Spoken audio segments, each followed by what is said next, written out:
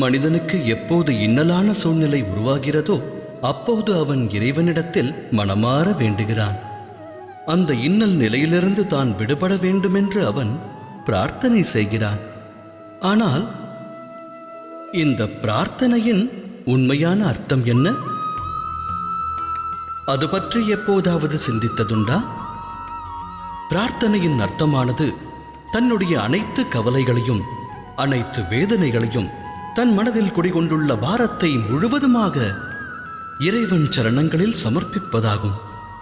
அதாவது ஆற்றும் செயலுக்கு என்ன பலன் கிட்டுமோ என்ற ஐயமின்றி தர்ம விதிப்படி கர்மத்தை ஆற்ற வேண்டும். இறைவன் விடுக்கும் ஆணையை நமது நியதியாக மேற்கொள்ள வேண்டும்.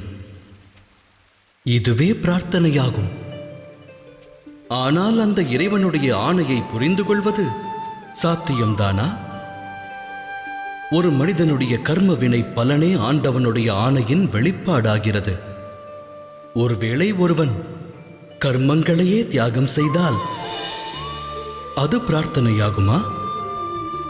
உண்மையில் கர்மமே வாழ்வாகிறது. பலன் மீது மோகம் கொள்ளாமல் இருப்பதே சத்திய பிரார்த்தனையாகிறது. ஒரு பிரார்த்தனை கர்மத்தில் வேதனையை அளித்து மனிதனை செயல்பட விடாமல் தடுத்தால் அது ஒரு மனிதனின் பிரார்த்தனையா இல்லை தோல்வியா? சிந்தித்து செயலாற்றுங்கள்.